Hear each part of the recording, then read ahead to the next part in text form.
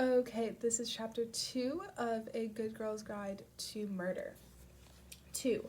Words spliced, growing across the gaps like vines as Pip's eyes unfocused until her handwriting was just one writhing blur. She was looking at the page, but she wasn't really there. It was like that now, giant holes in her attention that she slipped right into. There was a time, not too long ago, she would have found a practice essay about Cold War escalation enthralling. She would have cared, really cared. That was who she was before. But something must have changed. Hopefully it was just a matter of time until those holes filled back in and things went back to normal. Her phone buzzed against the desk, Cara's name lighting up the screen. "Good evening, Miss Sweet F.A., Cara said when picked up, stating her initials in a terrible British accent. "Are you ready to Netflix and chill in the upside down?" "Yep, CW. 2 seconds," Pip said, taking her laptop and phone to bed with her and sliding under the duvet. "How was the trial today?" Cara asked. "Naomi almost went this morning to support Nat, but she couldn't face seeing Max."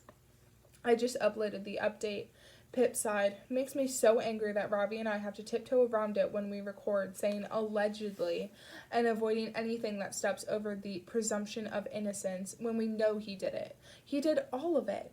"Yeah, it's gross, but it's okay. It will be over in a week." Cara rustled in her covers, the phone line cracking. "Hey, guess what I found today?" "What?" "You're a meme, an actual meme that strangers are posting on Reddit. It's a photo of you with Detective Hawkins in front of the press microphones. The one where it looks like you're rolling your eyes at him while he's talking." I was rolling my eyes at him. And people have captioned the funniest things. It's like you're the new jealous girlfriend meme. This one has a caption of me, ... by you, and beside Hawkins it says, "Men on the internet explaining my own joke back to me." Cara snorted. "That's when you know you've made it, becoming a meme. Have you heard from more advertisers?"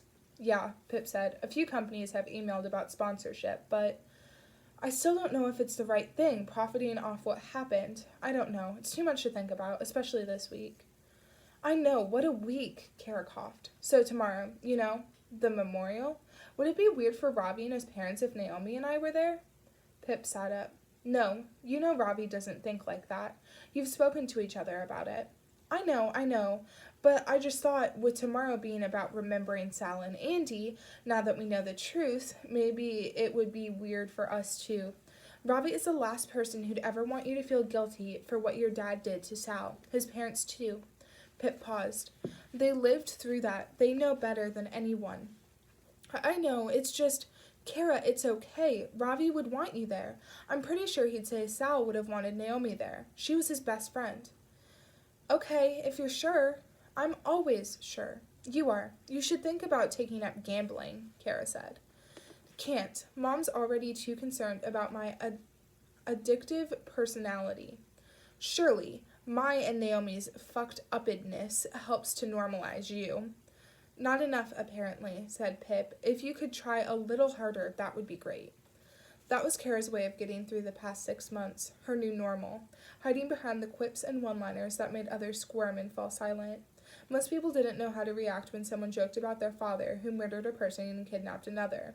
But Pip knew exactly how to react. She crouched and hid behind the one-liners too, so that Cara always had someone right there next to her.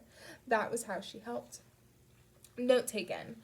Although I'm not sure my grandma can cope with it anymore. Naomi's had this new idea. Apparently she wants to burn all of Dad's stuff. Grandparents obviously said no and got straight on the phone to our therapist. "Burn it?" "I know, right?" Cara said. "She accidentally summoned a demon or something. I probably shouldn't tell Dad. He still thinks Naomi will turn up one day."